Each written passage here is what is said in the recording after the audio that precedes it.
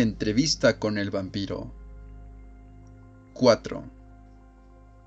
Y después de colocar la copa en la mesa de juego, salió a la galería donde yo estaba y nuevamente cambió sus modales por los de un animal furtivo. Con los ojos espiando la oscuridad detrás de las luces de la casa y bajo las ramas de los robles, en un instante saltó por encima de la barandilla y luego se lanzó a la oscuridad para cazar algo con ambas manos. Cuando volvió, abrí la boca porque vi que se trataba de una rata. «No seas imbécil», me dijo. «¿Acaso nunca has visto una rata?» Era una rata inmensa y con una cola larga. La tenía del pescuezo para que no pudiera morder. «Las ratas pueden ser bastante buenas», dijo, y llevó la rata hasta la copa de vino. Le cortó el cuello y llenó rápidamente el vaso con la sangre. Lanzó la rata por encima de la barandilla y Lestat levantó la copa llena con aire de triunfo. «Quizá tengas que vivir de ratas de vez en cuando, así que no pongas esa cara», dijo. «Ratas, gallinas, ganado. Si viajas en barco, lo mejor son las ratas. Si no quieres que hagan una búsqueda por todo el barco y encuentren tu ataúd, lo mejor es limpiar bien ese barco de ratas». Y entonces bebió de la copa con la misma delicadeza que si se tratara de Borgoña. Hizo una mueca. «Se enfría tan rápido». «¿Quieres decir que podemos vivir de los animales?», le pregunté. «Así es», dijo, y entonces arrojó la copa a la chimenea. Yo miré los pedazos. «No te importa, ¿no?», señaló el cristal roto con una sonrisa sarcástica. «Espero que no, porque no hay mucho que puedas hacer si te importa». «Sí me importa. Te puedo sacar a ti y a tu padre de Point du Loc», dije, y creo que esta fue la primera vez que demostré mi enojo. «¿Por qué habrías de hacerlo?», me preguntó con falsa alarma. «Aún no sabes todo, ¿o sí?». Se rió y caminó por la habitación. Pasó los dedos por el borde de satén del clavicordio. «¿Quieres tocar?». Yo dije algo como «no toques eso», y él se rió de mí. «Lo tocaré si así lo quiero», dijo. «Por ejemplo, tú no sabes todas las maneras en que puedes morir, y morirse ahora sería una gran calamidad, ¿no?». «Debe de haber alguien en el mundo que me pueda enseñar esas cosas», dije. «Por cierto, no eres el único vampiro, y tu padre quizá tenga unos 70 años. No puede ser que haya sido vampiro desde hace mucho tiempo, de modo que alguien te debe de haber enseñado». «¿Y piensas que puedes encontrar vampiros tú solo? Te podrán ver llegar, pero tú no los verás, amigo mío. No creo que tengas muchas opciones en este momento. Yo soy tu maestro, y tú me necesitas, y no hay mucho que puedas hacer al respecto. Y ambos tenemos gente que debemos cuidar. Mi padre necesita un médico, y tú tienes el problema de tu madre y de tu hermana. No te hagas ilusiones sobre confesarles que eres un vampiro. Simplemente cuida de ellas y de mi padre. Lo que significa que mañana por la noche lo mejor será que mates rápido y te ocupes de la plantación. Y ahora a la cama. Ambos dormiremos en la misma habitación, pues representa menos riesgos». «No, tú búscate un dormitorio», dije. «No tengo la menor intención de compartir la misma habitación contigo». Se puso furioso. «No hagas esa imbecilidad, Luis, te lo advierto. No puedes hacer nada para defenderte una vez que sale el sol. Habitaciones separadas significa el doble de riesgos, el doble de precauciones y el doble de posibilidades de llamar la atención». Luego dijo un montón de cosas para asustarme y obligarme a hacer lo que él quería, pero fue como si hablara con las paredes. Lo observé atentamente, pero no le escuchaba. Me pareció frágil y estúpido, un hombre hecho de ramitas secas y con una voz aguda, debilucha. «Duerme solo», dije, y apagué las velas de una a una. «Ya casi es de mañana», insistió él. «Entonces enciérrate». dije y levanté mi ataúd y bajé las escaleras de ladrillos. Pude oír que cerraba las puertas de arriba y corría las cortinas. El cielo estaba pálido pero todavía lleno de estrellas, y otra vez leve llovizna se produjo con la brisa que venía del río, humedeciendo las piedras. Abrí la puerta del oratorio de mi hermano, barrí las rosas que casi cerraban el paso, y puse el ataúd en el suelo de piedra, delante del altar. Casi podía distinguir las imágenes de los santos en las paredes. Paul, dije en voz baja, dirigiéndome a mi hermano. Por primera vez en mi vida no siento nada por ti, nada por tu muerte, y por primera vez siento todo por ti. Siento la pena de tu pérdida como jamás supe sentirla. ¿Ya ves? El vampiro se dirigió al muchacho. Por primera vez yo era completa y cabalmente un vampiro. Cerré las ventanas y puse el cerrojo a la puerta. Entonces me metí en mi ataúd forrado de satén. Apenas podía ver el brillo del género en la oscuridad. Y me encerré. Así es como me convertí en vampiro. Y allí estaba usted, dijo el muchacho después de una pausa, junto a otro vampiro al que no podía soportar. Pero tenía que quedarme a su lado, le contestó el vampiro. Como ya te he dicho, me tenía en sus manos. Sugería que había cosas que yo desconocía y que solo él me las podía decir. Pero, en realidad, lo más importante que me enseñó fueron cosas prácticas y no muy difíciles de aprender solo. Como podíamos viajar en barco, por ejemplo, haciendo transportar nuestros ataúdes como si contuvieran los restos de un ser querido a quien se llevaba a enterrar. Como nadie se animaría a abrir el ataúd y cómo podíamos levantarnos de noche a cazar ratas. Cosas por el estilo. Y luego estaban las tiendas y los comerciantes que él conocía, que nos admitían a altas horas para vendernos la ropa más elegante de París, y los agentes dispuestos a convenir asuntos financieros en restaurantes y cabarets. Y de todas esas cuestiones mundanas, Lestat fue un maestro apropiado. Yo no pude saber qué clase de hombre había sido en la vida, ni me importaba porque, por todas las apariencias, él ahora era un hombre como yo. Lo que no me incumbía mucho, salvo cuando me hacía la vida más llevadera que de no haber estado presente. Tenía un gusto impecable, aunque mi biblioteca para él era una pila de polvo, y se enfureció más de una vez con solo verme leer un libro o escribir notas en un cuaderno. Eso es un disparate mortal, me decía, y gastaba tanto dinero en arreglar espléndidamente Point du Loc que hasta yo, que nada me importaba el dinero, me sorprendí. Y con los visitantes que llegaban a Point du Loc, algunos viajeros que venían por el camino del río, a caballo o en carruajes, y pedían hospitalidad para pasar la noche, trayendo cartas de presentación de otros plantadores de Nueva Orleans. Era tan gentil y amable que me facilitaba las cosas. Por lo tanto, me encontraba atado a él, y escandalizado cada vez más con su crueldad. ¿Pero no molestaba a esa gente?, preguntó el chico. Ah, sí, a menudo.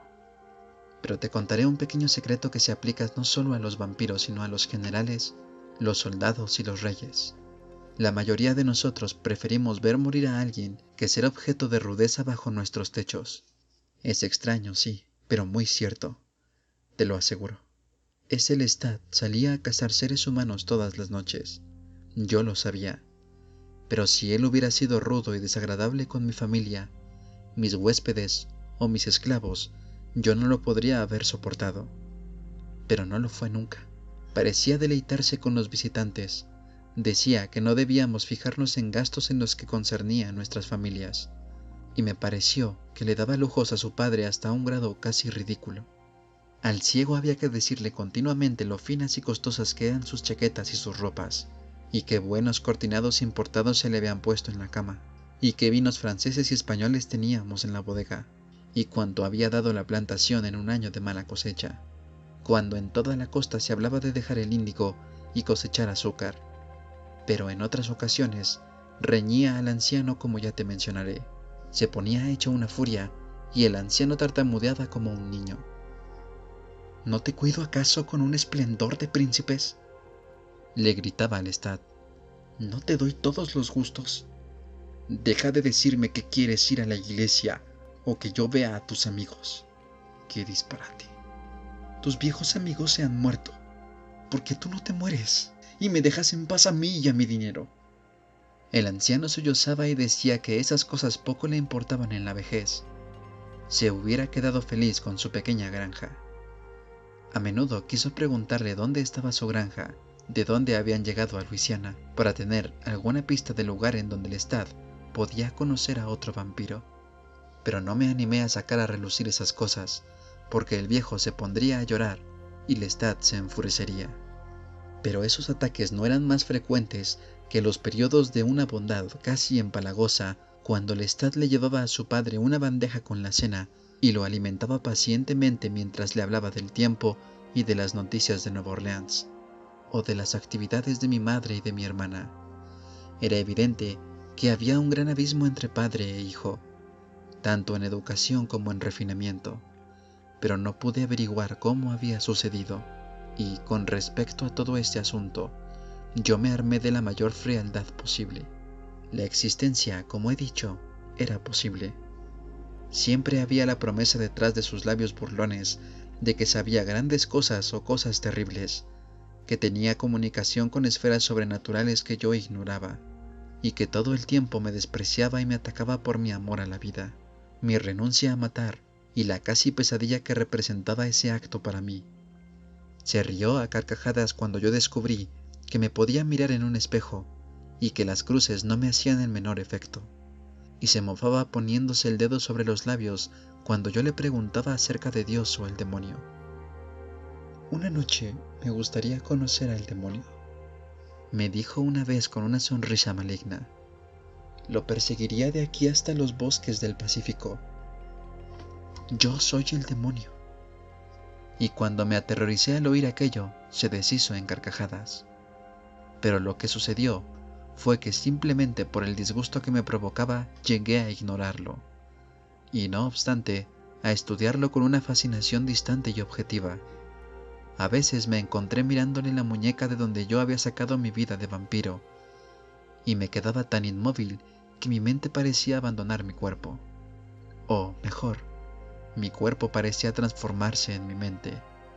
Y entonces él me miraba con una ignorancia terca acerca de lo que yo quería saber, y me sacudía y me desconcertaba.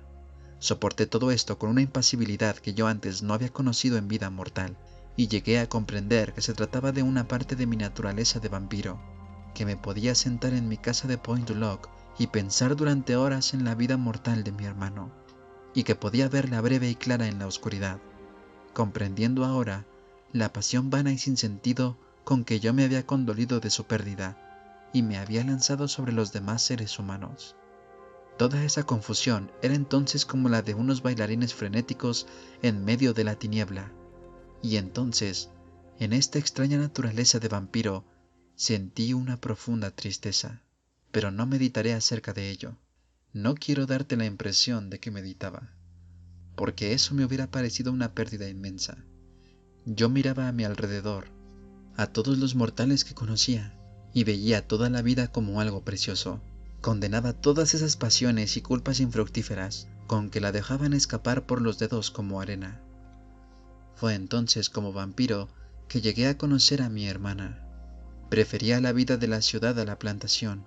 Era algo que necesitaba para conocer su propio tiempo vital y su propia belleza y llegar a casarse, y no meditar sobre el hermano muerto o sobre mi alejamiento, ni convertirse en una enfermera de mi madre. Y les proporcioné todo lo que necesitasen o quisiesen. Estuve atento al deseo más superficial y nimio de ellas. Mi hermana se reía de mi transformación cuando nos encontrábamos de noche y salíamos a caminar por las aceras angostas de madera, por la hilera de árboles bajo la luna, saboreando el olor del azahar y el calor acariciante, hablando durante horas de sus pensamientos y sueños más secretos.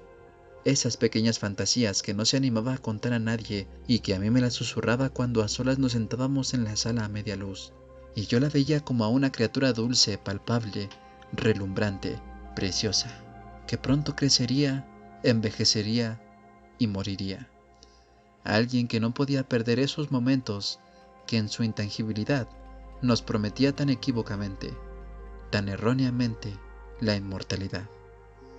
Como si fuera un derecho de nacimiento el que no pudiéramos darnos cuenta de ello, sino en el momento de la vida en que tenemos tanto pasado atrás como futuro por delante, cuando en realidad todo momento debe conocerse para entonces ser saboreado inmediatamente. Esto me fue posible comprenderlo debido al distanciamiento, a la sublime soledad con que Lestat y yo nos movíamos por el mundo de los seres mortales. Y todos los problemas materiales no nos importaban. Debería contarte la naturaleza práctica de todo esto.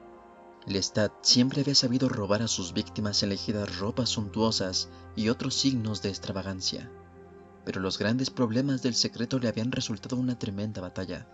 Yo sospechaba que debajo de esa patina de caballero era absolutamente ignorante, incluso de los asuntos financieros más simples, pero yo no lo era. Entonces él podía conseguir dinero en cualquier momento y yo podía invertirlo.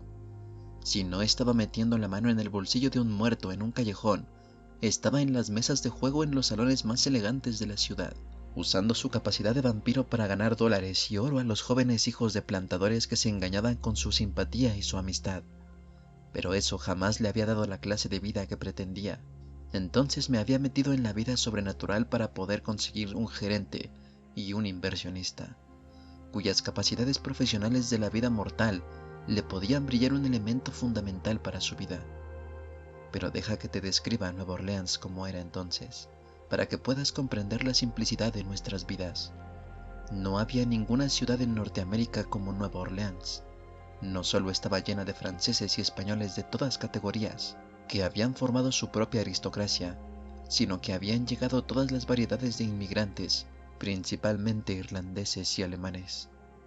Entonces no solo estaban los esclavos, realmente fantásticos con sus vestimentas tribales y sus costumbres, sino la clase creciente de gente libre de color, esa gente maravillosa de nuestro propio mestizaje y de las islas, que produjo una casta magnífica y única de artesanos, artistas, poetas y famosas bellezas femeninas.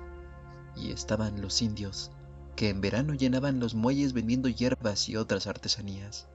Y en medio de todo esto, en medio de esta Babilonia de idiomas y colores, estaba la gente del puerto, los marineros de los barcos que venían en gran número a gastarse el dinero en las filas de fiesta, a comprar por una sola noche a las mujeres hermosas, oscuras y blancas, a cenar lo mejor de la cocina francesa y española y a beber los vinos importados de todo el mundo.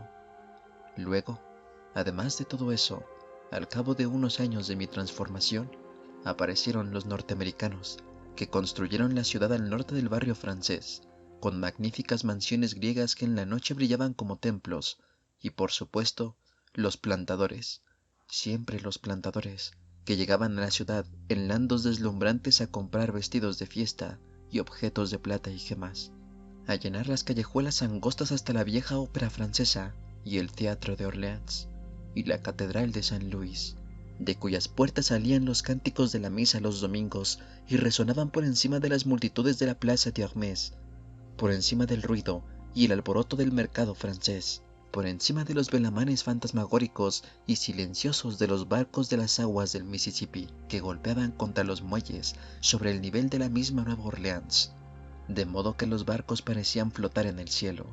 Así era Nueva Orleans, un lugar mágico y magnífico para vivir, un lugar en el cual un vampiro, ricamente vestido y caminando con gracia por los charcos de luz de una lámpara de aceite, no atraía más la atención en las noches que cientos de otras exóticas criaturas.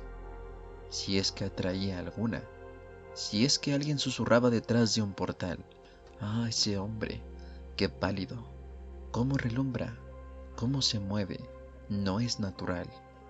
Una ciudad en la que el vampiro podía desaparecer antes de que alguien pudiera terminar de decir esas palabras, buscando los callejones en los que podía ver como un gato, en los bares a oscuras donde los marineros dormían con sus cabezas apoyadas en las mesas, en hoteles con habitaciones de altísimos techos donde una figura solitaria podía sentarse, con sus pies sobre un almohadón bordado, con sus piernas cubiertas con medias, su cabeza inclinada bajo la luz mortecina de una única vela, sin jamás ver la sombra que se movía por las flores de yeso del techo.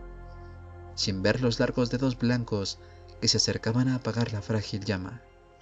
Es extraordinario, aunque no fuera por nada más, que muchos de esos hombres y mujeres dejaran detrás de ellos un monumento, una estructura de mármol y piedra y ladrillo que aún permanecía de pie, de modo que cuando desaparecieron las lámparas de aceite y los edificios de oficinas llenaron las manzanas de Canal Street, algo irreducible de belleza y romance permaneció, quizá no en todas las calles, pero sí en tantas que el paisaje es para mí siempre el paisaje de aquellos tiempos.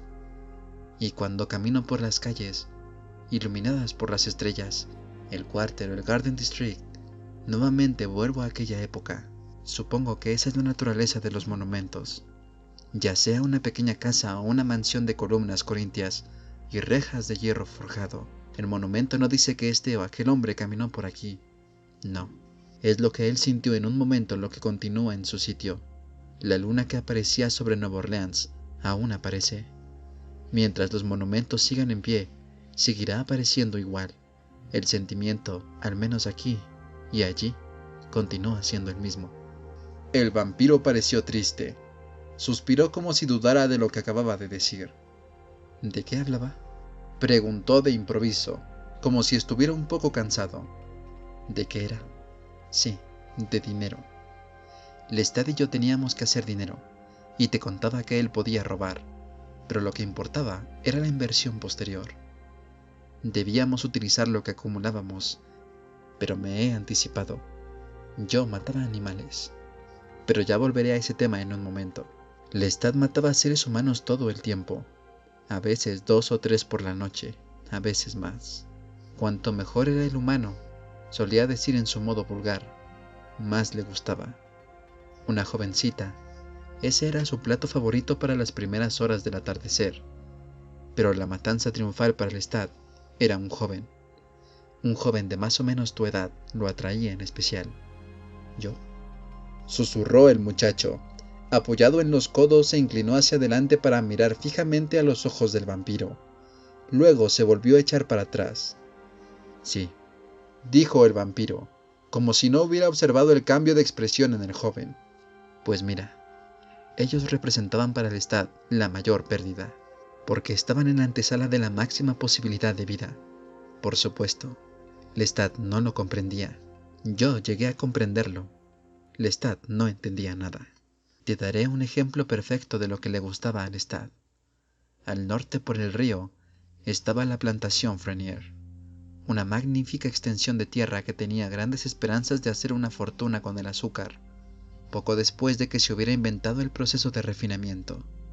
En esto hay algo perfecto e irónico. Esa tierra que yo amaba producía azúcar refinada. Digo esto con más tristeza de lo que creo que te imaginas. Esa azúcar refinada es un veneno. Fue la esencia de la vida de Nueva Orleans, tan dulce que puede ser fatal, tan ricamente provocativa que todos los demás valores se pueden olvidar. Pero te estaba diciendo que por el río vivían los Frenier, una antigua familia que en esta generación había producido 5 jovencitas y un joven, pues 3 de estas mujeres estaban destinadas a no casarse, pero 2 de ellas aún eran lo bastante jóvenes y todas dependían del único varón. Él iba a dirigir la plantación del mismo modo que yo lo hacía para mi madre y mi hermana. Iba a negociar las bodas, hacer los ahorros cuando toda la riqueza del lugar estuviera en peligro, debido a una mala cosecha de caña, y luchar y mantener a distancia el universo entero. Lestat decidió que lo quería a él, y cuando únicamente el destino casi se burla de Lestat, se puso fuera de sí. Arriesgó su propia vida para conseguir al muchacho Frenier, quien se había comprometido en un duelo. En una fiesta había insultado a un joven criollo español. En realidad, el incidente no tenía la menor importancia, pero como la mayoría de los criollos, este estaba dispuesto a morir por nada. Ambos estaban dispuestos a morir por nada. El hogar francés se convulsionó. Debes comprender que Lestat lo sabía perfectamente. Ambos habíamos estado en la plantación de los Frenier. Él cazando esclavos y ladrones de gallinas. Yo animales. ¿Mataba usted únicamente animales? Así es, pero ya volveré a ese tema como te he dicho. Ambos conocíamos la plantación, y yo me había permitido uno de los grandes placeres de un vampiro, el de espiar a la gente sin que se den cuenta. Conocía a las hermanas Frenier como a los magníficos rosales que crecían alrededor del oratorio de mi hermano. Eran un grupo único de mujeres. Cada una a su manera era tan inteligente como el hermano, y una de ellas, la llamaré Babette, no solo era inteligente como el hermano, sino mucho más sabia. No obstante, ninguna de ellas había sido educada para cuidar la plantación. Ninguna comprendía ni siquiera las cosas más simples de su estado financiero. Todas eran enteramente dependientes del joven Frenier. Y todas lo sabían. Y entonces, llenas de amor por él, de una fe apasionada que cualquier amor conyugal que pudieran llegar a experimentar solo sería un pálido reflejo de su amor por el hermano, fue tan grande su desesperación como el ansia de supervivencia. Si Frenier moría en el duelo, la plantación fracasaría. Su frágil economía y una vida de esplendores montada en una perenne hipoteca de la cosecha del siguiente año únicamente estaban en sus manos. Te puedes imaginar entonces el pánico y el dolor del hogar Frenier, la noche en que el hijo fue al pueblo para jugarse la vida. Y ahora imagínate a Lestat, con sus dientes castañando como el demonio de una ópera cómica, porque no iba a poder matar al joven Frenier.